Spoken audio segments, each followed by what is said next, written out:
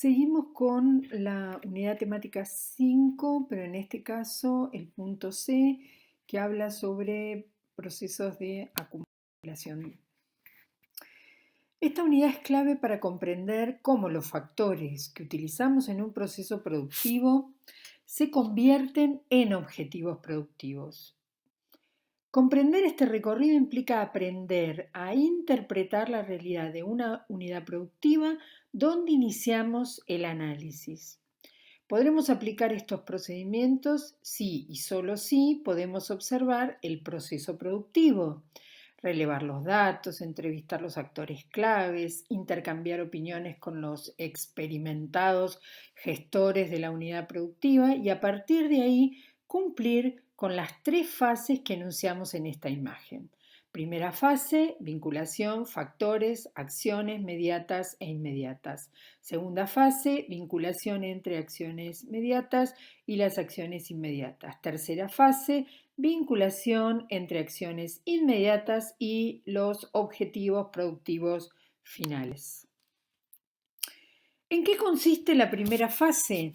Bueno, enumeraremos los factores que utilizan las acciones, los clasificamos según su naturaleza en las 6 categorías que ya vimos en las primeras unidades: bienes intermedios, servicios intermedios, bienes de capital, recursos naturales, labor o mano de obra, los recursos financieros.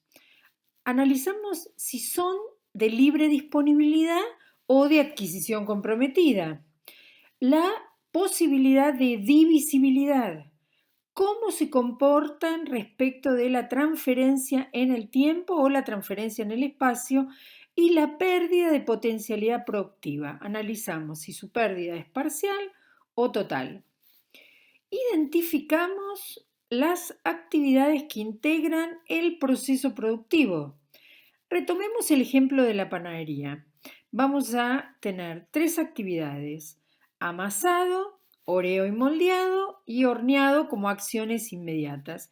En cada uno de ellos deberemos definir la unidad de obra, es decir, la forma en que demuestran su capacidad de servicio o capacidad para elaborar unidades de salida de cada una de estas actividades, como lo decíamos recién en la panadería. Pero también tenemos acciones mediatas, como en el caso de la panadería podemos reconocer el de la administración o mantenimiento como acciones mediatas.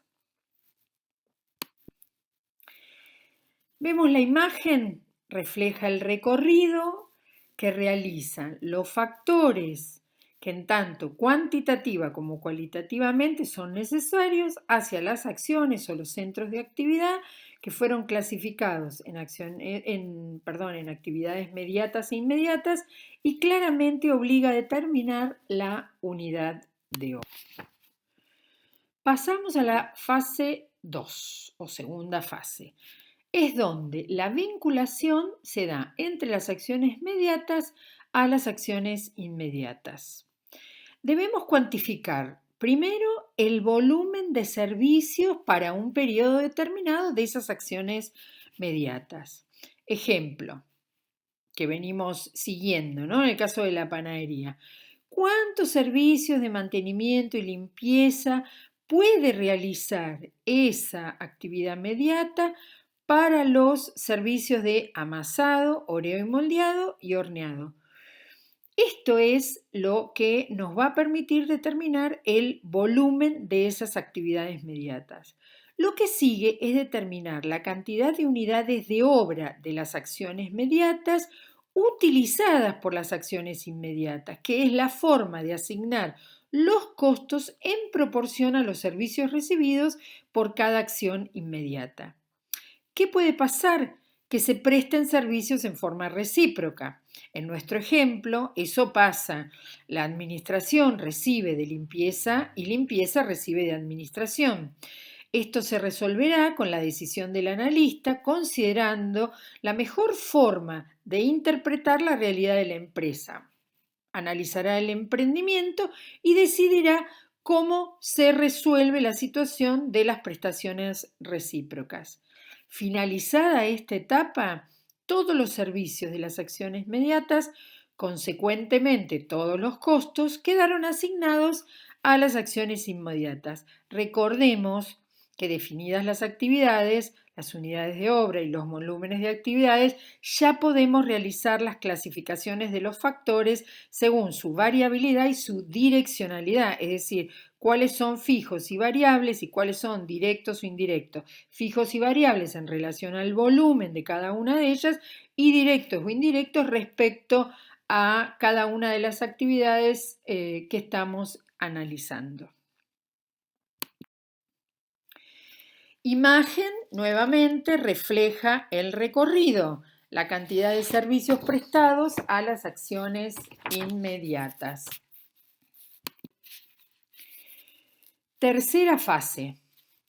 Una vez acumulados los factores en las acciones inmediatas, teniendo definida ya la unidad de obra y los volúmenes de esas actividades, debemos asignar proporcionalmente los servicios utilizados a los resultados productivos que son los que lo emplean. Recordemos acá la ecuación general del costo, la sumatoria de los factores que multiplicamos previamente el componente físico por el componente monetario. Y recordemos que siempre este vínculo es a través de una relación de eficiencia o una relación de productividad.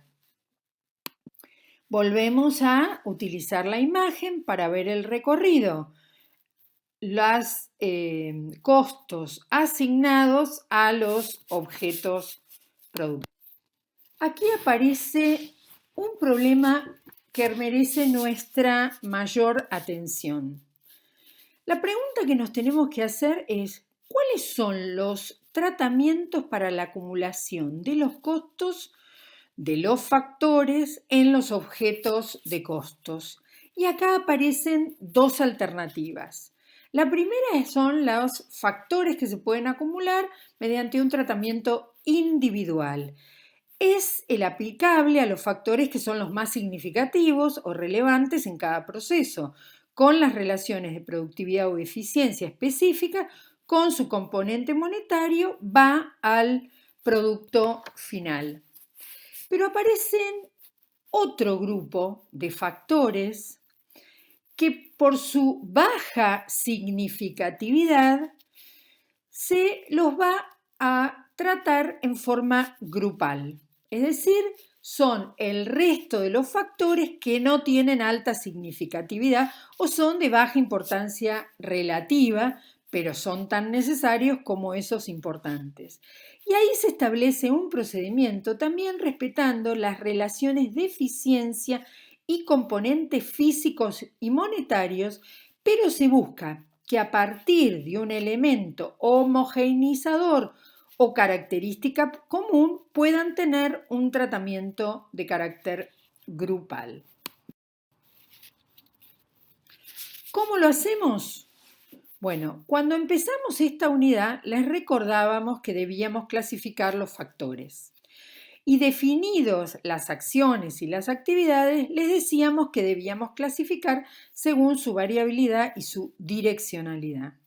Entonces, respetando estas categorías, los agrupamos y buscamos una unidad o expresión de tiempo o de volumen que represente a ese conjunto de componente físico de carácter grupal. Es decir, usamos una instancia intermedia para agrupar.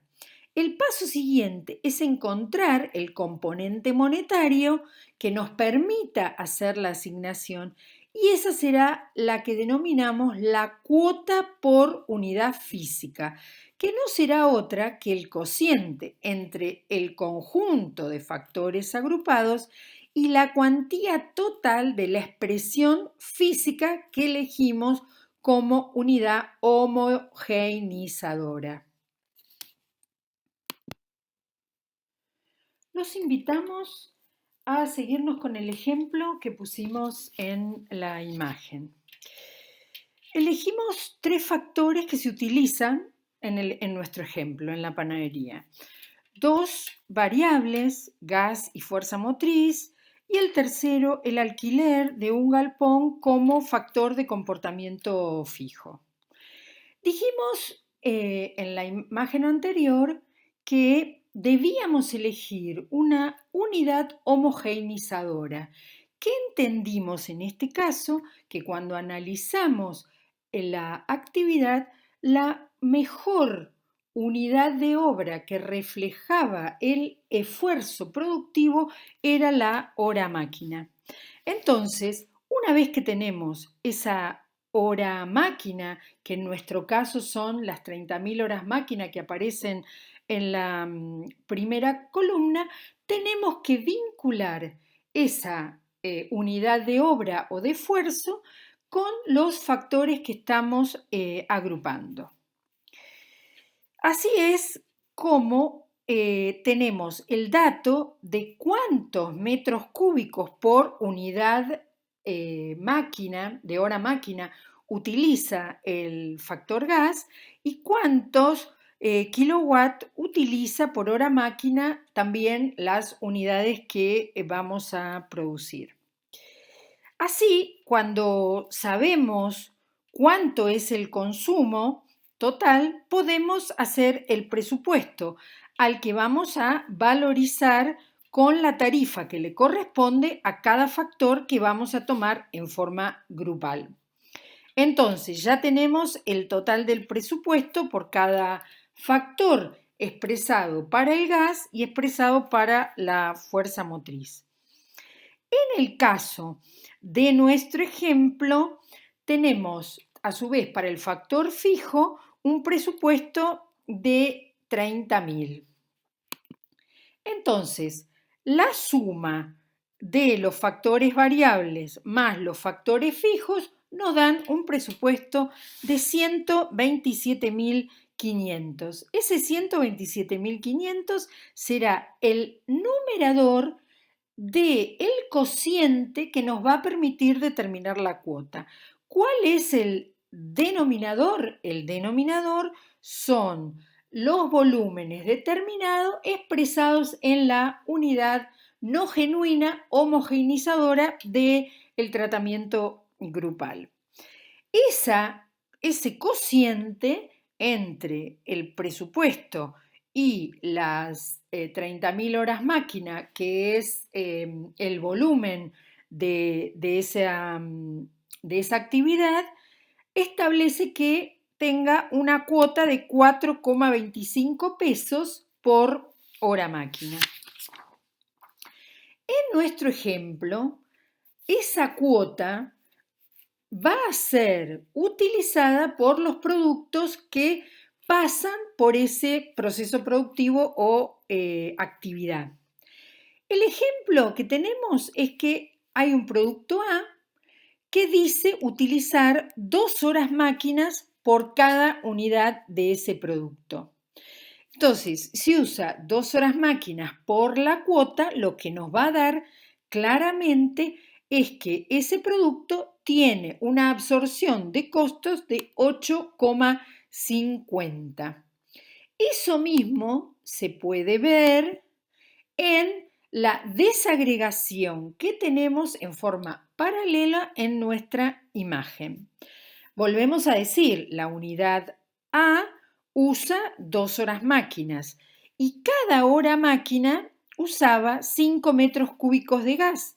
Por lo tanto, usa 10 metros cúbicos de gas a una tarifa de 0,5 pesos por metro cúbico, nos permite ver que lo que consumió y por supuesto el costo que tuvo es de pesos 5.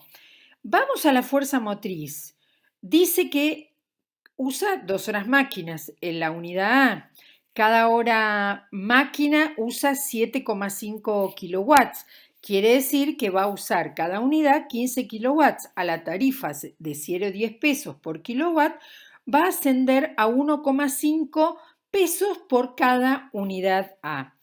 Y si vamos al caso del componente fijo, que se refiere al uso que estamos haciendo del galpón, las 2 horas máquinas por el peso que representa cada unidad del uso del galpón, nos da que el costo de la unidad A será de 2.